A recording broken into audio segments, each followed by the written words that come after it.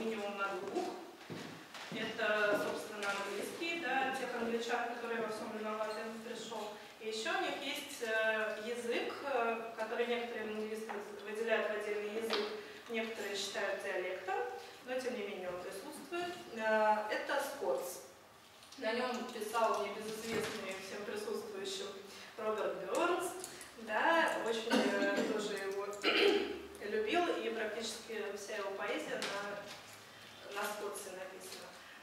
И мы хотим такую тоже по летнему случаю, погода даже сегодня наладилась по поводу лета, спеть тоже летнюю такую песню, которая называется Wild Mountain Thyme,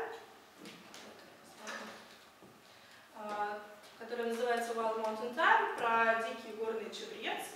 Рассказывается в ней о том, как молодой человек зовет девушку гулять, собирая с ним в горах лесные дикие, горные дикие цветы, и обещает ей всякого, а в конце поет, что если моя любимая со мной не пойдет собирать чабрец и вереск дикий, то я легко себе другую.